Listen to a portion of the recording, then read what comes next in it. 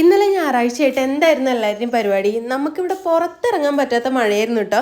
അതുകൊണ്ട് അന്നത്തെ പരിപാടി ഒന്നും നടന്നില്ല, എവിടെയും പോകാനൊന്നും പറ്റിയില്ല. അങ്ങനെ മഴയൊക്കെ പെയ്തു തുടങ്ങിയാൽ നമ്മുടെ വീടിൻ്റെ ഫ്രണ്ടിൽ ഇതാ പുതുതായിട്ടൊരു പുഴയൊക്കെ രൂപീകരിക്കപ്പെടും. ഒരു മഴയൊക്കെ പോയി 1-2 ദിവസം കഴിഞ്ഞാലേ ഈ വെള്ളമൊക്കെ ഒന്ന് ഇറങ്ങിപ്പോവുള്ളൂ കേട്ടോ. ഒരു ദിവസം മുഴുവനായിട്ട് നിന്ന് മഴയൊക്കെ പെയ്യുകയാണെങ്കിൽ വീട്ടിൻ്റെ അകത്തൊക്കെ വെള്ളം കയറി കേട്ടോ. ഒരു തോണി വാങ്ങേണ്ടത് അത്യാവശ്യമാണ് എന്ന് ഡയലോഗ് അടിച്ചിട്ടാണ് അച്ഛൻ പോകുന്നത്. സ്കൂട്ടിലും ബൈക്കിലൊക്കെ പോയി അപ്പുറത്തെത്താൻ ഭയങ്കര ബുദ്ധിമുട്ടാണ്. ഒന്നാമത് നല്ല വെള്ളമൊന്നുമല്ല, കാനേക്കൂടെ ഒഴുകി വരുന്ന വൃത്തികെട്ട വെള്ളമാണ്. എന്നാലേ നമ്മുടെ നാടിൻ്റെ അവസ്ഥ, ഒരു മഴ പെയ്യുമ്പോഴത്തേക്ക് ഈ ഏരിയയിലുള്ള റോഡ് മുഴുവൻ ഇങ്ങനെ തന്നെയാട്ടോ, മൊത്തത്തിൽ വെള്ളം കയറും. പിന്നെ വർഷത്തിൽ 1-2 തവണ മാത്രം കണ്ടുവരുന്ന ഒരു പ്രതിഭാസമാണ് ഇവന്മാർ രണ്ടുപേരും വണ്ടി കഴുകുക എന്നുള്ളത്. എന്നിട്ട് വലിയ വണ്ടി കഴുകാൻ മടിയായിട്ട് മഴയത്ത് കൊണ്ട് നിർത്തിയേക്കുക.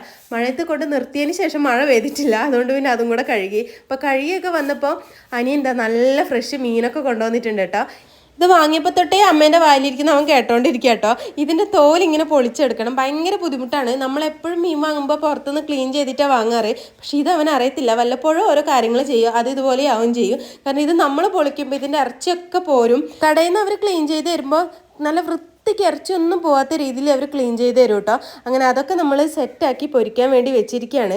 അപ്പോൾ ഇതിൻ്റെ കൂടെ നമുക്കിന്ന് വെറൈറ്റി കോമ്പിനേഷൻ ആട്ടോ. സാധാരണ നമ്മൾ മന്തി വാങ്ങുമ്പോൾ അൽഫാം മന്തിയിൽ വെറൈറ്റി നോക്കിയിട്ടാട്ടോ വാങ്ങുക. ഇത്തവണ റൈസ് മാത്രമേ വാങ്ങിയിട്ടുള്ളൂ, നമുക്ക് ഈ മീനിൻ്റെ കൂടെ ഒരു കോമ്പിനേഷൻ പിടിക്കാന്നൊക്കെ പറഞ്ഞിട്ട്.